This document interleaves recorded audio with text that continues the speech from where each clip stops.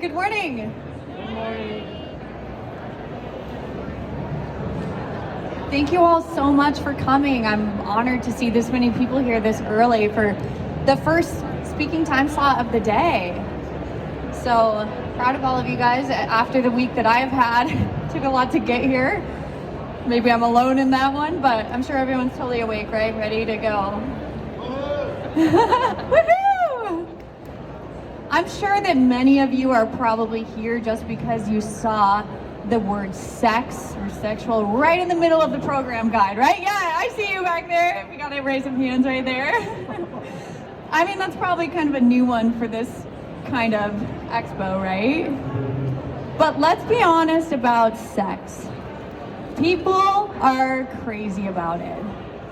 Some people live for it. Some people ruin their lives for it. That's probably you too. They want to talk about it. They want to have it. They want to make money from sex. That came out wrong. I mean, we are in Nevada, no judgment here, but sex sells, right? Did you know that the sexual health and wellness industry worldwide in 2020 did over $37 billion? That is a lot of money. And the personal lubricant industry alone in 2020 did $1.04 billion. So who wouldn't want a piece of that peach? I mean pie, right? Sex sells. We've heard it hundreds of times in our lives. So I grew up extremely traditional. I grew up in a very crazy religious environment. So for me, talking about sex was kind of really off the table. And I grew up thinking that sex was bad, or at its best, it was just made for making babies or populating the planet. So the thought of just having sex for pleasure and for fun was really kind of a foreign concept for me. So I grew up with a really tremendous amount of guilt and shame surrounding sex and sexual feelings. I didn't really understand just really the weight that it carried in regards to relationships and marriages and just overall just health. Now this next bit of information might surprise you, but truth be told, I did not graduate from college with a degree in human sexuality. Actually, kind of quite the opposite. I got a degree in biblical theology, and now I make weed lube. Sorry, Mom. Hopefully she doesn't see this. So kind of the opposite. So I never really felt like I quite fit in growing up, even after years in the church. And I've traveled the world from Rwanda to Kosovo, doing missions in war-torn times. And I even volunteered in the church coffee shop several days a week. But I just really never fit in. I mean, because I was the outcast. After all, like when I was back in the United States between semesters or missions, I was living with my boyfriend. Oh my gosh. I was even told I was forfeiting my salvation because I was having sex. Crazy, right? So the area of sex is what I was most ostracized for, and I just never really fit in. And just the area of sex has been pushed under the rug for so many people, including myself. And even though my heart was good and I wanted to help people and I wanted to give to people and I had this overwhelming desire to help for people, I just didn't fit in. No one really liked me because of sex. I was too worldly and they all thought I was a bad influence or rebellious. They should see me now though, right? Weed lube, it's just so fun. Sorry, I'm a little nervous. This is my first time. Really, it's my first time. Yeah, talking in front of a group of people, so I really appreciate it. I've never really lost my faith in God or my passion for helping people. And in some ways, I help bring people closer to God in the bedroom. Really, I mean, my neighbors, I hear them crying out to God pretty much every night since I gave them samples of my Privy Peach Sensation Intensifier. You're welcome, Ron and 8B. I hear you. I hear you. If you all want some samples afterward, come up and see me and I'll have you crying out to God too, all right? Oh God, forgive me for that. I don't even know what this was. I'm not Catholic, I'm just nervous, I'm sorry. You're good. All right, whew, it's getting hot in here, right? Thank you, turtleneck. All right.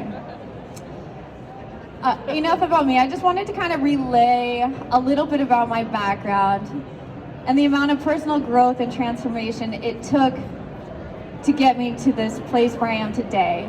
Like talking in this huge room without an ounce of guilt or shame about sex and sexuality and the weight that it carries. And there's no shame in regards to this.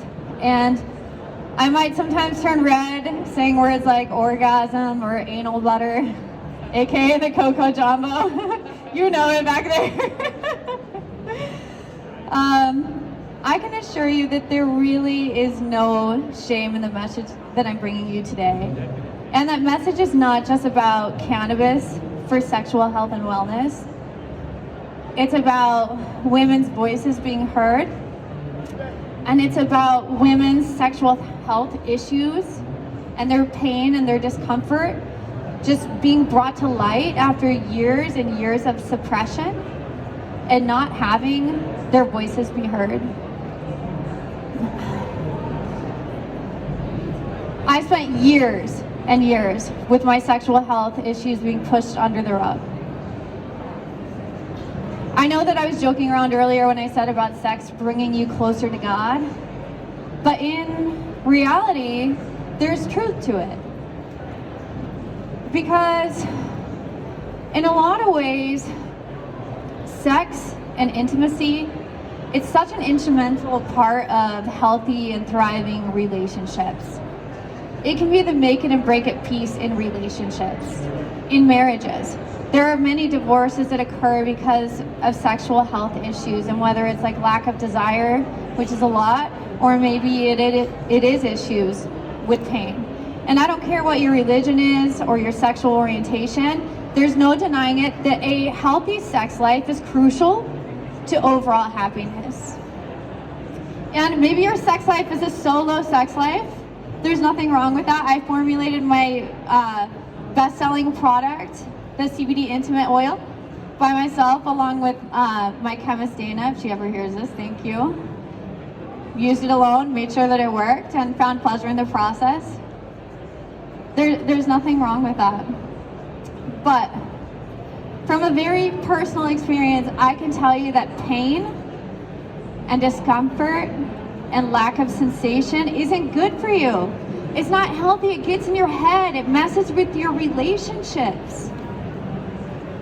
You shouldn't have to fake it to make it in regards to your sexual health and wellness.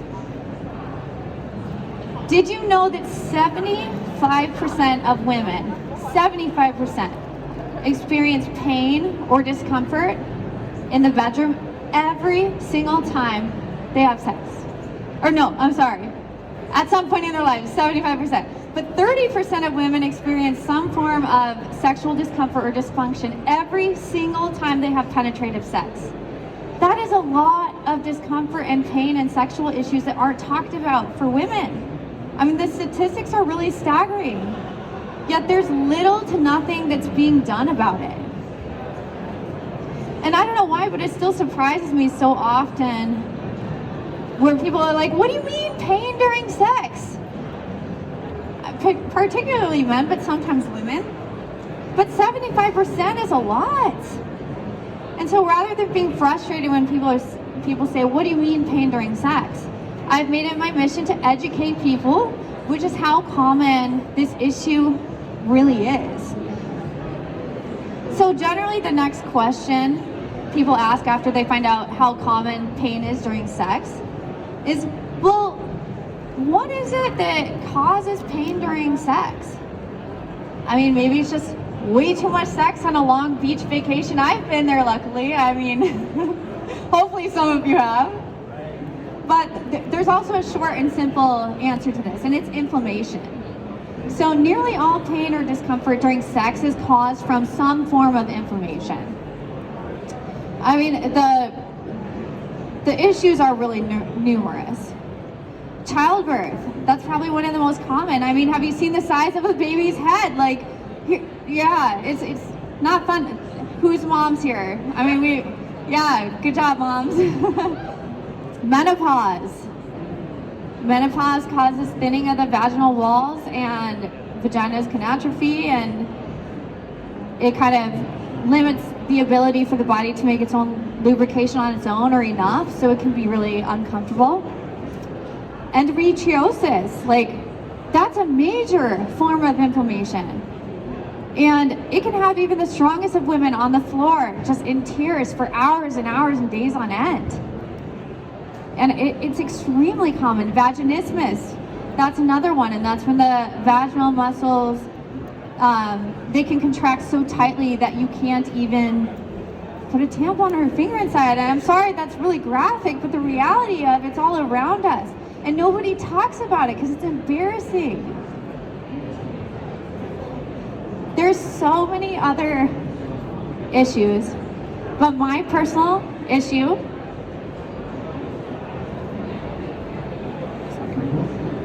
mine was from trauma. And that goes beyond the physical pain. It was also the mental pain and the sexual anxiety that I dealt with. And I know that I'm not alone. 1 in 6 women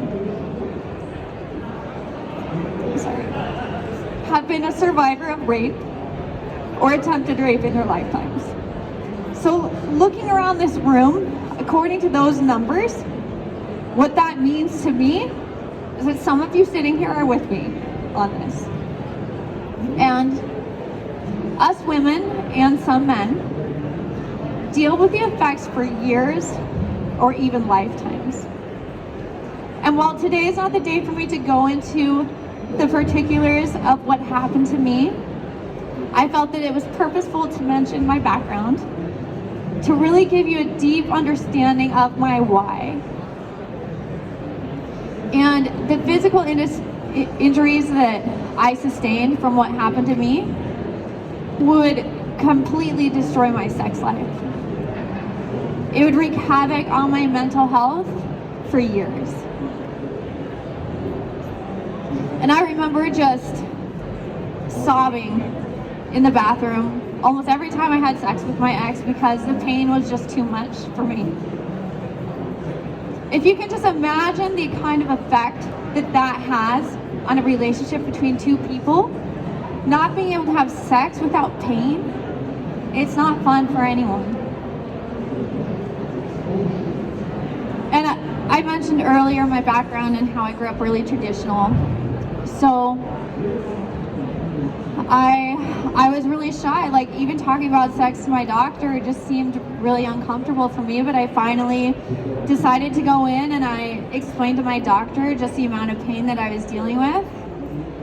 And she recommended pelvic physical therapy, which in hindsight probably would have been my best route since mine was from an actual injury, but it was too uncomfortable for me and I was too embarrassed. So instead, I walked out of the doctor's office with a prescription for prescription strength numbing gel. Numbing gel for sex. Yay, because everyone just wants to be numb during sex, right? I mean, if I could be numb enough and tolerate the 3 minutes my ex would last in bed, like it was doing its job, right?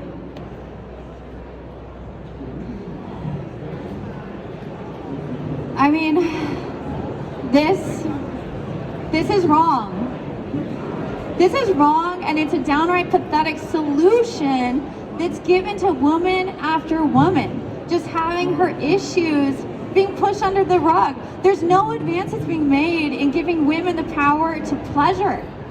to pain reduced and, God forbid, pleasurable sex for women. When I was 31 years old, it was 3 years after I was assaulted, I ended up being celibate for almost a year. And in doing so, my body healed itself from my injury, and I was able to have sex without pain again. And while I'm extremely grateful that that ended up being my solution to my specific problem, there are millions of women who are not so lucky that still deal with pain on an almost daily basis.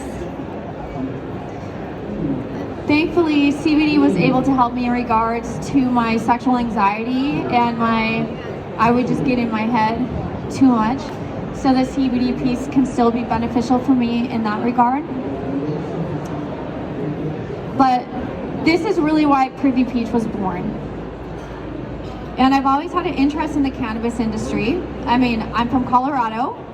And if any of you have been to Colorado, you cannot escape the cannabis industry in Colorado. I mean, have you been to a Red Rock show? I mean, yeah. It's everywhere. But I wanted to get involved in the industry, and I wanted to make really cute products that actually helped women's issues. I mean, have you seen my products? They're pretty cute, right? I wanted to create a brand that was really playful and yet discreet. Privy means sharing in something secret or private. I didn't want to do your typical green-themed cannabis company with weed leaves everywhere. I also didn't want to do an in-your-face, adult products. I wanted to create kind of a lifestyle. I mean, most people you won't see walking around wearing a KY jelly tank top, but people will wear Privy Peach stuff, So I wanted to create a product that bridged the gap between cannabis consumers and non-cannabis consumers.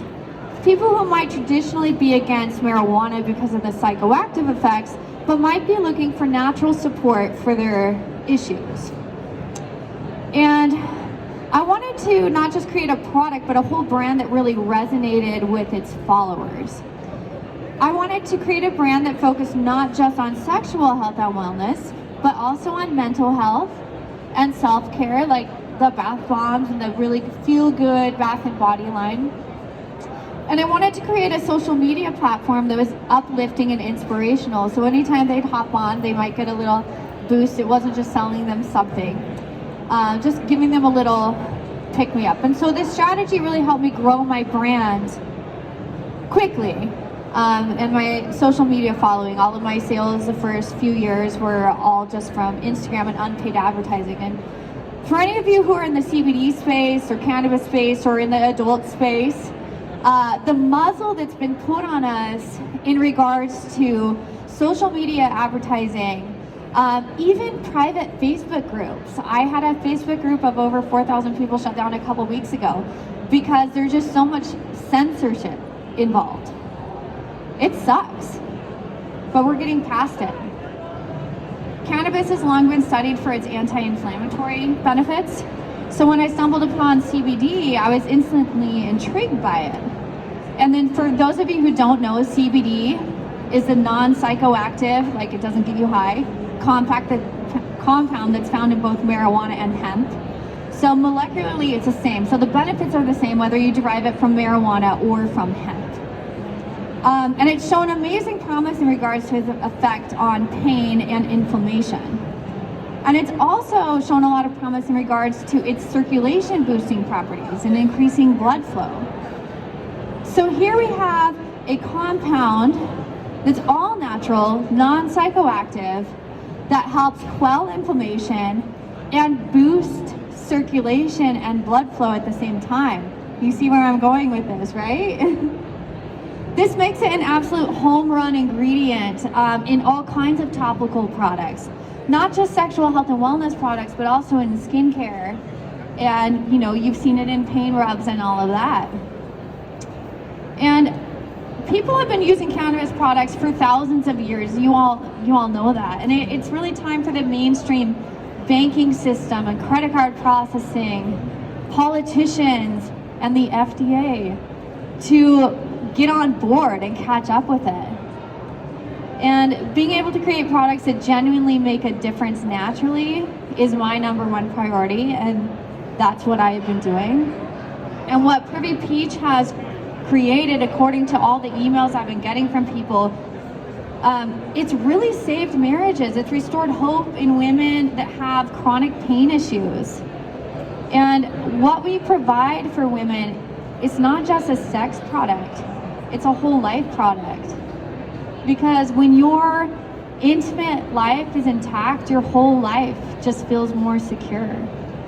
And being able to give that to women helps keep me going. And I don't want to be complacent anymore, and I don't want all of you to be complacent anymore in regards to women's health. And I don't want to watch woman after woman have her issues pushed under the rug by traditional medicine and just ignored. And I really believe that CBD for sexual health and wellness is the future. And I'm extremely honored to be one of the pioneers, I've been called, in the industry. And I really appreciate you all coming out and hearing my background and what I do. And if anyone has any questions, I have a couple of minutes. So thank you.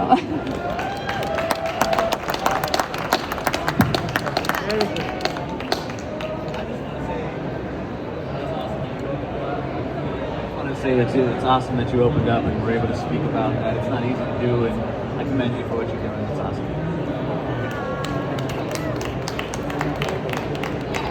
I just want to give you a hug.